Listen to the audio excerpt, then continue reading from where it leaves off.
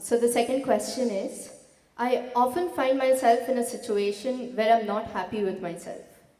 I compare my abilities, achievements, and even my appearance with that of others.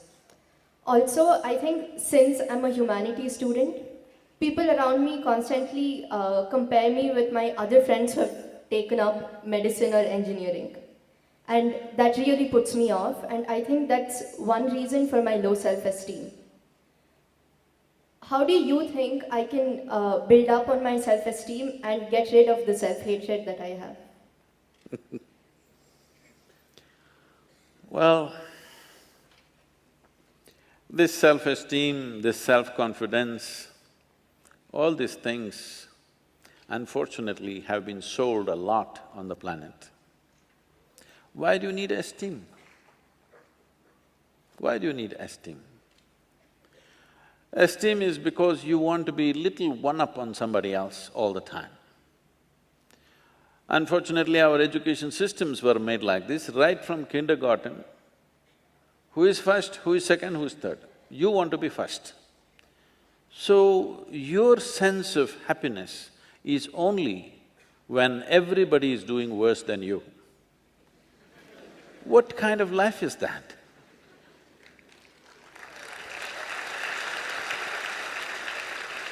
Why are we structuring our lives like this, that if everybody is doing badly, I will feel great? I think it's sickness. Hello? You think it's joy or sickness, please tell me. If all of you are doing badly, I feel great because I am number one now. No, this should go. From an early age, unfortunately, this is being imposed upon a child's mind that you have to be on top of everybody else. This is like, I want you to just imagine if this happened to other creatures. Let's say it happened to the plants and trees and animals. If an ant wants to become like an elephant, that is going to be a terrible ant-elephant, isn't it? Suppose a mango tree wants to become like a coconut tree. It will be a horrible mango tree because with one branch like this, no mangoes will come out of this. A mango tree is like this, a coconut tree is like that. That's how it should be. This has happened because in so many ways, people have put these things into your mind, what is good, what is bad, what is high, what is low, what is up, what is down. Because of this, you have never paid attention to every aspect of life in the sense, maybe humanities people and lawyers and what are you? Huh? Oh, the accounting people. You never paid attention to these things. I spend a lot of time paying attention to all kinds of creatures, ants and grasshoppers and worms and everything.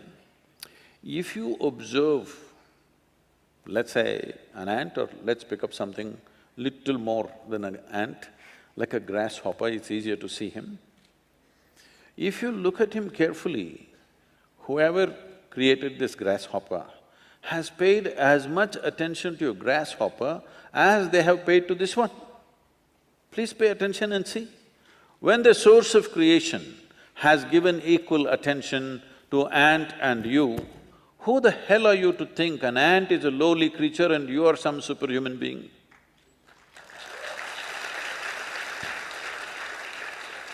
Why are you making this judgment? Creation has not made this judgment.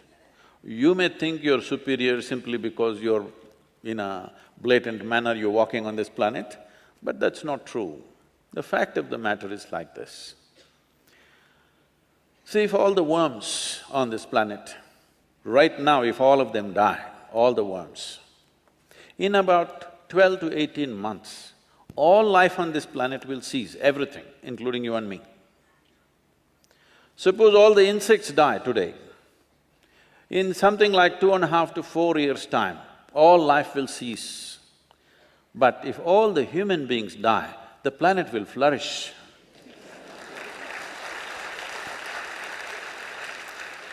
Yes, we make good manure. If human beings go away, right through this building trees will grow, isn't it? Yes or no? everything will flourish. So, who the hell is telling you that you are the most significant life? This idea that the cosmos is human-centric is a stupid idea. In this cosmos, even this solar system is a tiny speck. Tomorrow morning, if the entire solar system evaporates, nobody will notice it. That's how small it is. In that tiny speck, planet Earth is a microspeck. In that microspeck, Bengaluru is a super microspeck. In that, you are a very big person with great self-esteem.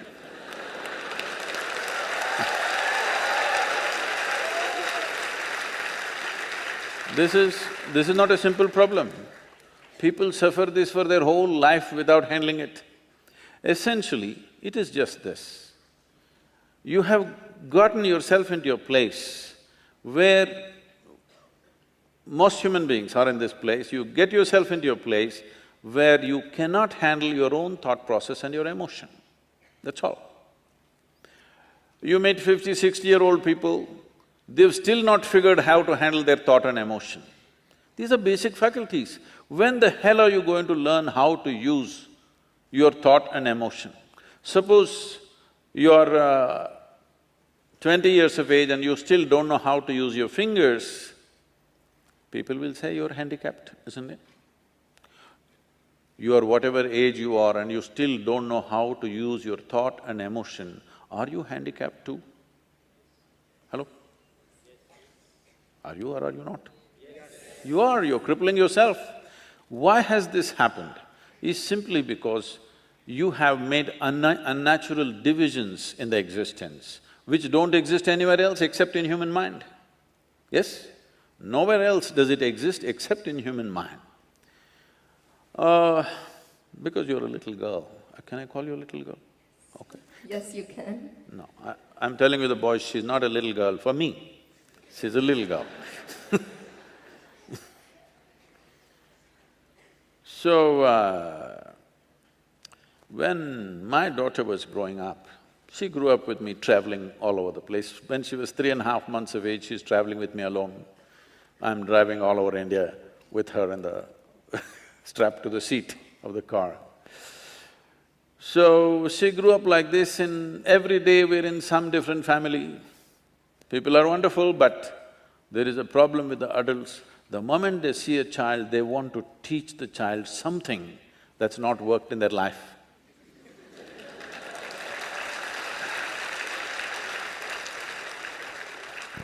You should see, this urge is so compulsive. The moment they see a child, they have to teach, they have to teach. So I made one rule, see, you can play with her as much as you want, you can talk to her, but nobody is going to teach her anything. They said, Sadhguru, these girls but Sadhguru, she won't learn anything, ABC at least 1, 2, 3. I said, no 1, 2, 3. Then they said, she won't know how to count even her fingers. I don't care. If she doesn't know how to count her fingers, as long as she knows how to use her fingers, I don't care. She thinks she has 1,000,000 fingers, what's my problem? But they want to teach 1, 2, 3, ABC, Mary had a little lamb. I said, I don't care whether Mary had a lamb or no lamb. You're not going to teach her anything. So nobody taught her anything.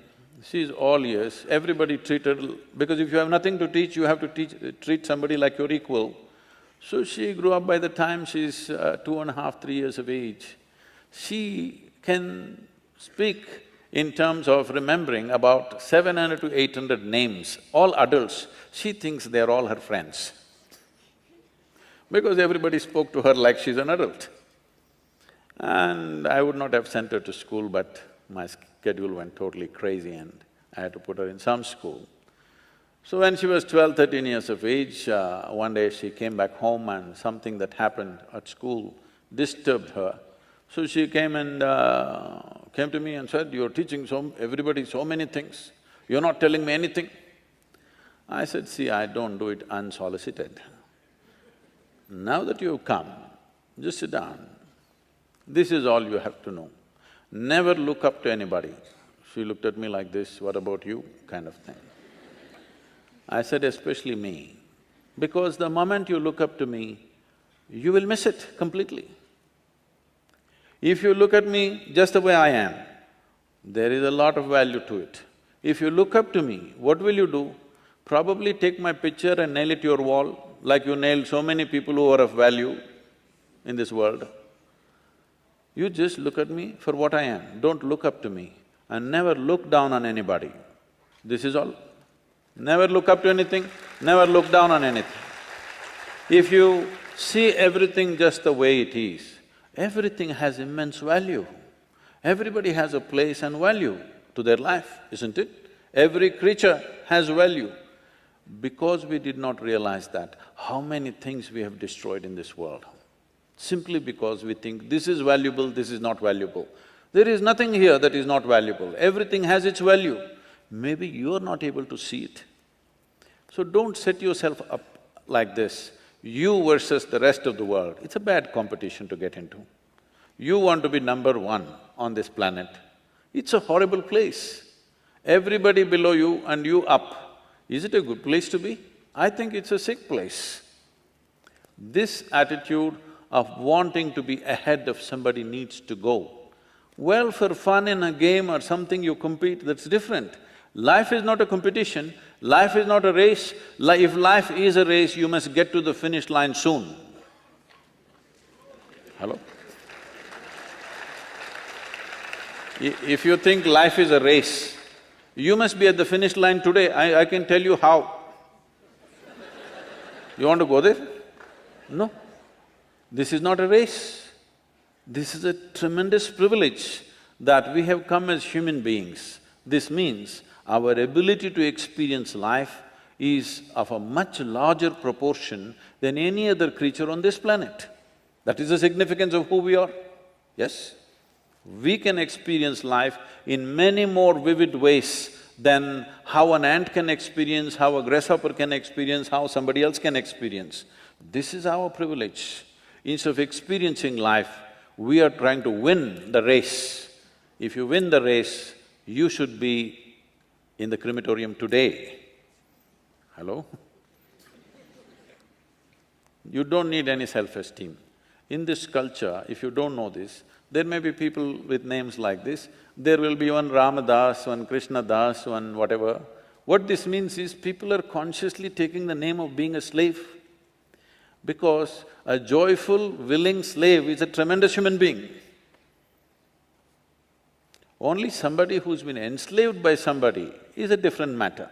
But willingly, I'm willing to do whatever is needed in this world, is a wonderful slave, isn't it? I'm one.